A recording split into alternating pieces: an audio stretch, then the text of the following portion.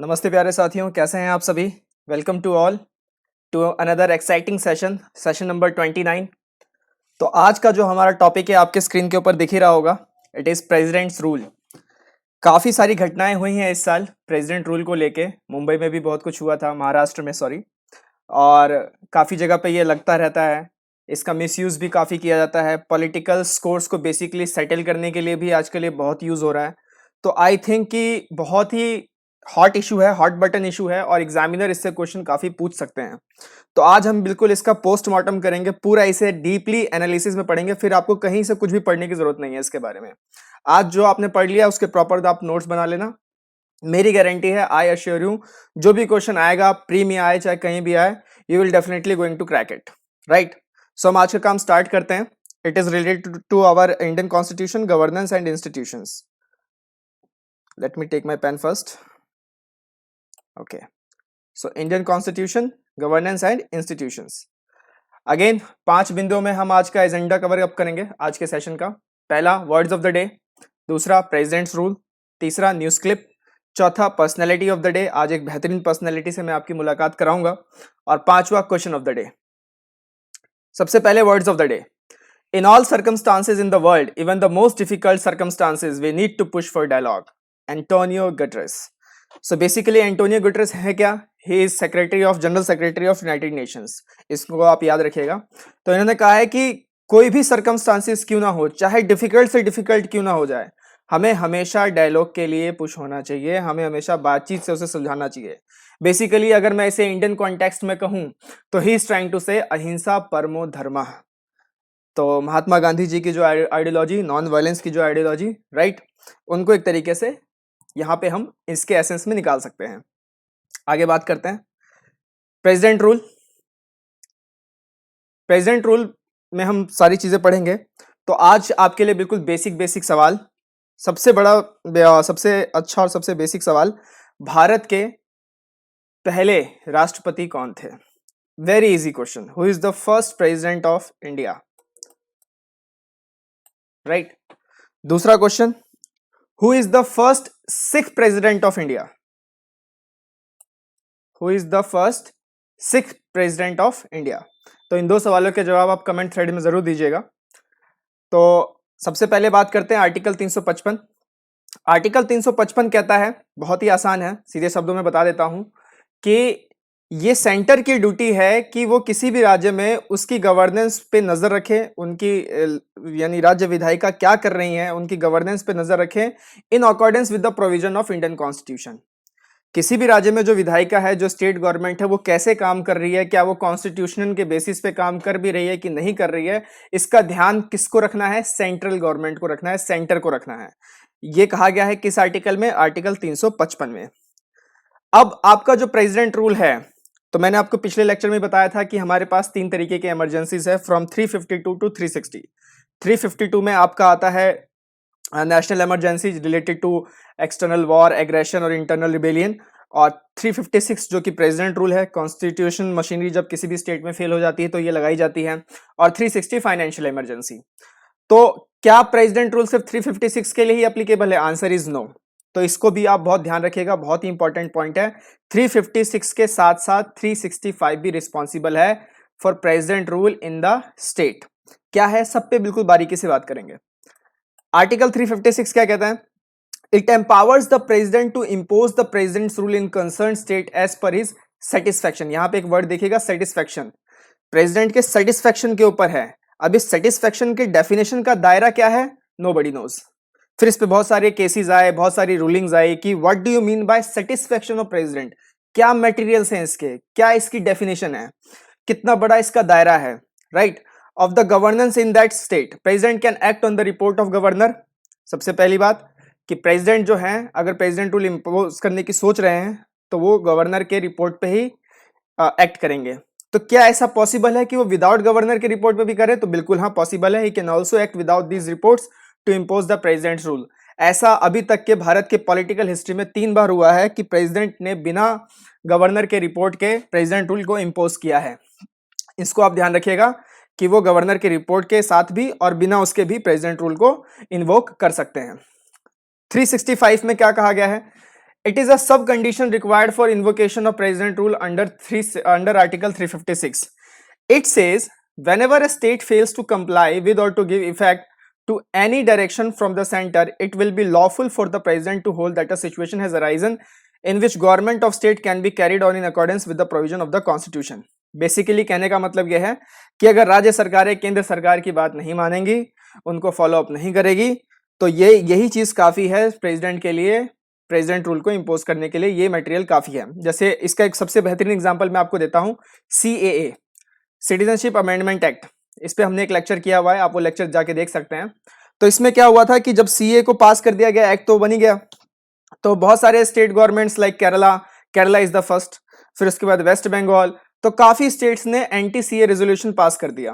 तो बेसिकली ये है कि एक सेंट्रल गवर्नमेंट ने जो एक लॉ बनाया है, फ्रेम किया है बाय यूजिंग पार्लियामेंट्री प्रोसीजर्स, उसको स्टेट गवर्नमेंट जब मानने से मना कर दे तो ये काफी है प्रेसिडेंट के लिए, प्रेसिडेंट रूल को इन्वोक करने के लिए, राइट। तो 365 ये कहता है। 355 क्या कहता है, दोबारा से देखते हैं एक बार। 355 कहता है कि सेंटर की ड्यूटी है कि वो स्टेट पे नजर रखेंगी कि वो स्टेट कॉन्स्टिट्यूशन के अकॉर्डिंग काम कर रही है कि नहीं कर रही। 356 president rule, satisfaction of the president with और without the report of governor he can impose president rule.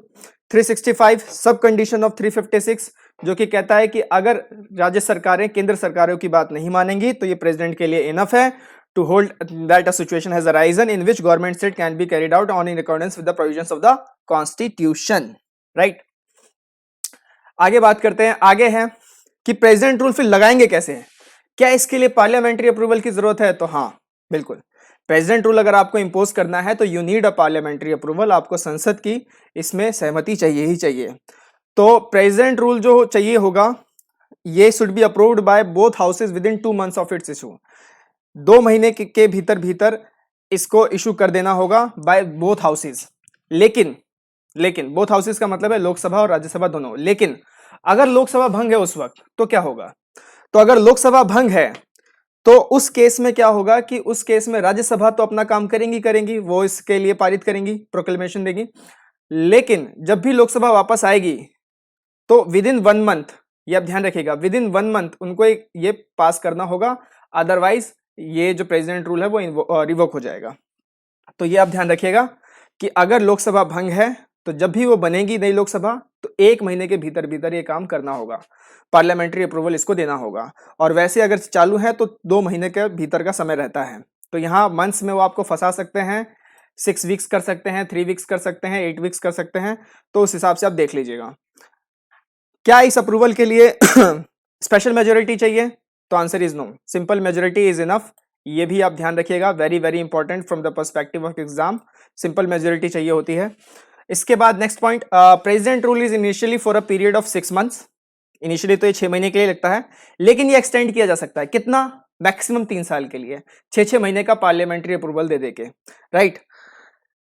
अच्छा, अगर इसे रिवोक करना है तो क्या करना होगा? अगर इसे रिवोक करना है तो कोई भी पार्लियामेंट्री अप्रूवल की जरूरत नहीं पड़ेगी, प्रेसिडेंट इसे अपने आप ही रिवोक कर सकते हैं on the advice of PM and council of ministers, ठीक है। ये आप बिल्कुल ध्यान रखिएगा। तो एक सवाल यह भी बन सकता है कि कौन सी इमरजेंसी है जिसे प्रेसिडेंट अपने आप लगा सकते हैं? सवाल को ध्यान से सुनिएगा। Which of the following emergencies can be proclaimed by president on it's on? पहला आर्टिकल 352, दूसरा आर्टिकल 356, तीसरा आर्टिकल 360। कौन सा लगा सकते हैं? और चौथा नन ऑफ दीज। तो आंसर क्या होगा? आंसर होगा नन ऑफ दीज, क्योंकि वो कोई भी इमरजेंसी अपने आप से नहीं लगाते हैं। उन बहुत सारे गवर्नर के रिपोर्ट्स आते हैं, सेटिस्फैक्शन होती है, बहुत सारे अलग प्रोसीजर होता है। तो ये आप डीप जो क्वेश्चंस है ना, इनको इंटरप्रेट आप बिल्कुल सही से कीजिएगा एग्जाम में, वरना आपको काफी लॉस हो जाएगा।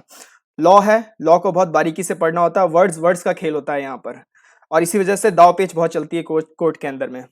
तो प्रेसिडेंट रूल जो है वो रिवोक किया जा सकता है by president without approval of parliament on the advice of PM and council of ministers. पढ़ेंगे, PM भी पढ़ेंगे, काउंसिल ऑफ मिनिस्टर्स भी पढ़ेंगे, कलेक्टिव रिस्पॉन्सिबिलिटी टुवर्ड्स लोकसभा जो काउंसिल ऑफ मिनिस्टर्स है, फिर उन कैबिनेट रैंकिंग्स वगैरह, मिनिस्टर्स सब पढ़ेंगे।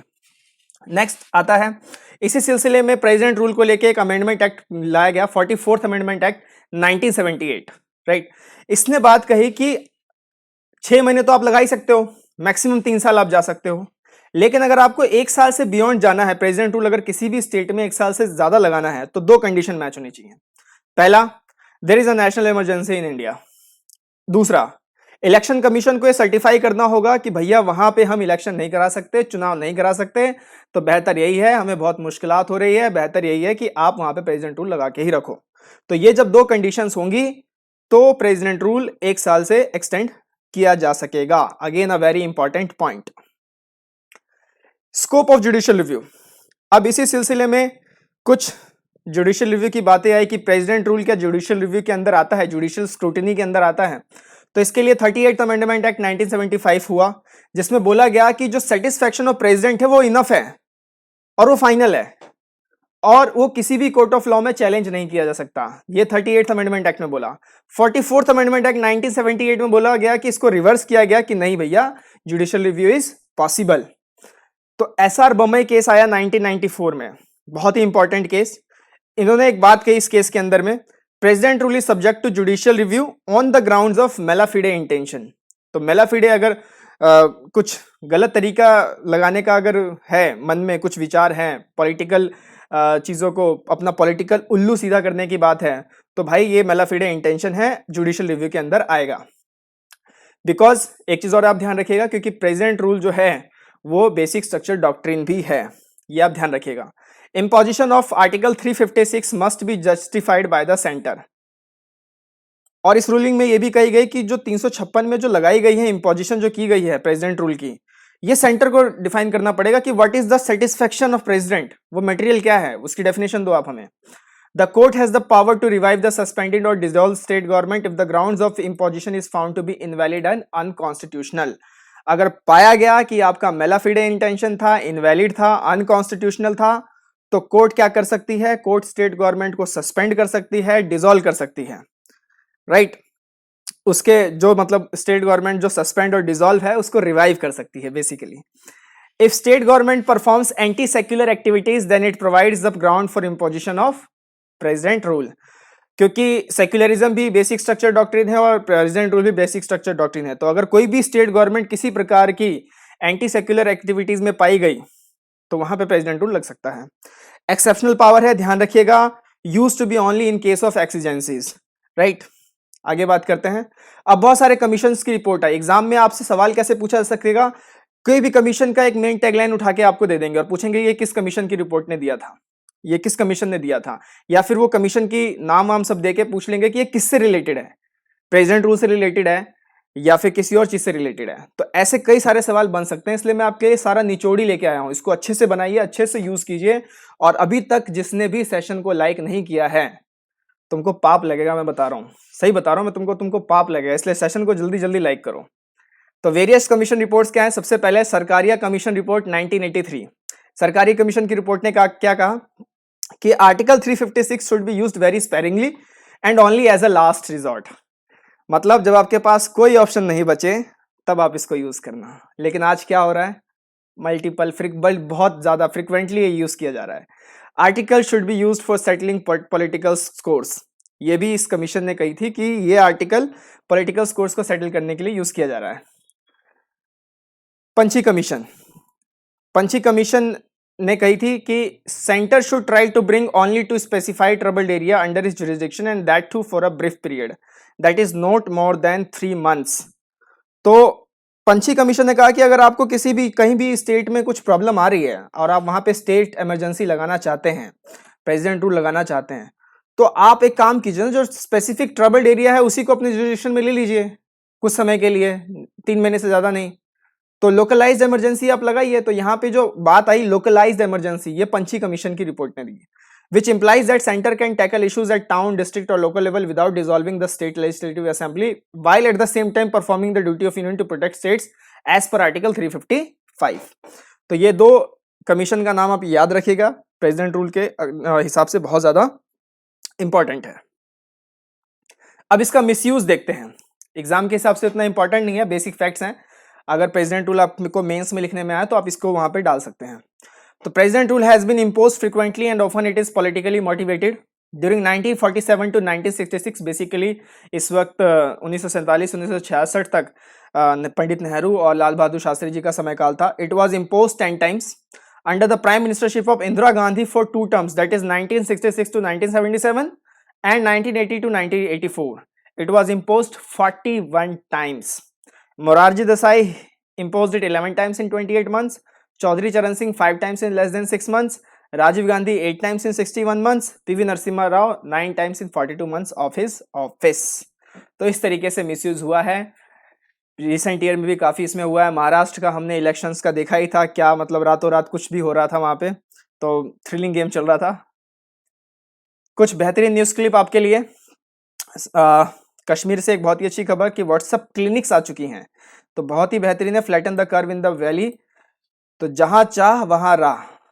ये न्यूज़ तो यही बताती है, क्योंकि जिस तरीके से वहाँ पे इम्पोजिशन है और जिस तरीके से काम नहीं चल रहा है, 2G वगैरह भी नहीं है, सॉरी इंटरनेट की भी फैसिलिटीज़ नहीं है इतनी अच्छी, तो उस तरीके से यहाँ पे जिस तरीके से इसको कवर अप किया है व्हाट्सएप के ज़रिए और व्हाट्सएप पे बना के, तो यहाँ पे देख ही सकते हैं कि over 330 doctors from the Kashmir valley had turn WhatsApp groups into covid clinics. तो बहुत ही पॉजिटिव खबर है, बहुत ही अच्छी न्यूज़ है. ऐसे ऐसे सजेशन आ सकते हैं. टेक्नोलॉजी किस तरीके से, ये टेक्नोलॉजी का एक तरीके से ये एक बून है, बेन नहीं कहेंगे, it is a boon of technology कि व्हाट्सएप को किस तरीके से यूज़ किया जा रहा है. ऑल्दो हेट स्पीच में भी व्हाट्सएप काफ़ी आगे है, लेकिन it's a positive news, very positive news. दूसरा 13th अमेंडमेंट पढ़ लीजिएगा आप, क्योंकि वहाँ पे श्रीलंका की पॉलिटिक्स में काफ़ी अपहीवल्स क्रिएट हो रहे हैं. दोबारा से कॉन्स्टिट्यूशन बनाने की बात की जा रही है. 13 अमेंडमेंट क्या था बेसिकली, मैं आपको बता देता हूँ, ब्रीफ में बता देता हूँ, शॉर्ट ब्रीफ में, कि ये इंडिया श्रीलंका के बीच में 1987 में एक अकॉर्ड हुआ था. वो अकॉर्ड हुआ था प्रधानमंत्री, भारत के प्रधानमंत्री राजीव गांधी और श्रीलंका के प्रेसिडेंट JR जयवर्धने के बीच में. बेसिकली वहाँ पे 1987 में जाफना जो इलाका है, जाफना एरिया, वहाँ पे एक एथनिक कन्फ्लिक्ट अराइज हो गया था between LTT and armed forces. तो सिंघलीज और तमिलियंस को लेके काफ़ी वहाँ पे बवाल था. सिविल वॉर भी बहुत हुआ था श्रीलंका में, और इस पर एक बहुत अच्छी मूवी बनाई गई है. वो मूवी का नाम है मद्रास कैफ़े, जिसमें जो एक्टर हैं, मेन रोल, लीड रोल में है जॉन अब्राहम. बहुत ही बेहतरीन मूवी है, समय मिले तो आप ज़रूर देखिएगा, नहीं है तो बाद में देख लीजिएगा. तो इस अकॉर्ड में ये बोला गया था कि हम मदद करेंगे आपके इस कॉन्फ्लिक्ट को, आपके ये इंटरनल जो कॉन्फ्लिक्ट आपका राइज हुआ है उसमें हम आपकी मदद करेंगे. ये इंडिया के प्राइम मिनिस्टर का स्टैंड था. तो ये 13 अमेंडमेंट उसी से रिलेटेड है, तमिल्स के लिए, जिसको लेकर LTT और वहाँ के जो लोकल जो सिंघलीस के जो पार्टीज हैं, ग्रुप्स हैं, दोनों ही बहुत खफा हो गए थे. तमिलियंस का कहना था, जो वहाँ की जो LTT थी, उनका कहना था कि आप ऐसे कैसे कर सकते हैं, आप हमारे इंटरनल मैटर्स में क्यों दखल अंदाजी कर रहे हैं. ये पंगा उस वक्त भी था इंटरनल मैटर वाला, तो इंटरनल मैटर में क्यों दखल अंदाजी कर रहे हैं. और दूसरा यह है कि जो अमेंडमेंट आपने किया है, इसमें जो पावर हमें दिया जा रहा है तमिलियंस को, बहुत ही कम है. और वहाँ से इंग्लिश का कहना था कि बहुत ज़्यादा पावर दे दिया आपको. तो ये उसी से रिलेटेड, पावर शेयरिंग से रिलेटेड था. तो अब नए प्रेसिडेंट आए हैं, नई चीज़ें हैं, क्या इस पे रहेगा, किस तरीके से इस 13 अमेंडमेंट को लेके आगे ये काम करेंगे, इस पे सोचेंगे कि नहीं सोचेंगे, ये देखने लायक खबर रहेगी. तो इम्पोर्टेंट है. दूसरा है what is GST compensation due to states, पढ़ लीजिएगा, बहुत ही बेहतरीन है. क्या है GST कंपनसेशन, क्या झगड़ा चल रहा है. GST काउंसिल की मीटिंग भी हुई थी अभी रिसेंटली. आज का हमारा personality of the day, Chittaranjan Das, 1870 to 1925, जिनको हम प्यार से देश बंधु भी कहते हैं, CR दास. बेसिकली इनके नाम के ऊपर एक पार्क भी है दिल्ली के अंदर में. तो in 1890 after completing his graduation he went to England to pursue higher studies and take Indian civil services exams. ICS की परीक्षा में बैठे थे, हालांकि परीक्षा पास नहीं हो पाई. वापस आ गए भारत, अपनी लॉ स्टडीज को कंप्लीट करके, और पॉलिटिकल एक्टिविटीज में काम करना शुरू कर दिया. Contributed to English Weekly, Vande Mataram, along with Vipin Chandra Pal and Aurobindo. तो आज के लिए आपका तीसरा सवाल, लाल बाल पाल की जो ट्रिनिटी थी, इनके पूरे नाम आप बता दीजिए. लाल बाल पाल की ट्रिनिटी के पूरे नाम आप बता दीजिए. चौथा सवाल, पंजाब नेशनल बैंक के फाउंडर कौन थे, ये भी आप मुझे बताइएगा. Who was the founder of Punjab national bank. इसके बाद इन्होंने जब 1922 में गांधी जी ने non cooperation movement, Chaura Chauri incident के बाद वापस ले लिया, तो गुट बन गए काफ़ी सारे. एक तो आपका राम प्रसाद बिस्मिल जी का ग्रुप था, दूसरा गांधी जी का ग्रुप था, तीसरा और भी मोतीलाल नेहरू जी के ग्रुप थे. तो सब गांधी जी से खफा हो गए कि आपको इस वक्त पीछे नहीं हटना चाहिए, आप आगे जाइए, थोड़ी बहुत हिंसा चलती रहती है, आप आगे कैरी कीजिए. गांधी जी ने साफ कह दिया कि अभी देश तैयार नहीं है, अभी हमें और कामों की जरूरत है, अभी मानसिक रूप से देश पूरी तरीके से आज़ादी के लिए तैयार नहीं है। तो वो उनकी अपनी पर्सपेक्टिव, उनके फॉलोअर्स ने उनकी बात मानी। राम प्रसाद बिस्मिल जैसे लोग, उन्होंने कहा कि भाई हम तो ऐसे नहीं वेट कर सकते, हमें तो एक्शन लेना होगा, ये अंग्रेज तो ऐसे जाएंगे नहीं, इन्हें भगाना ही पड़ेगा, इन्हें सुनानी पड़ेगी आवाज़ें। ठीक है।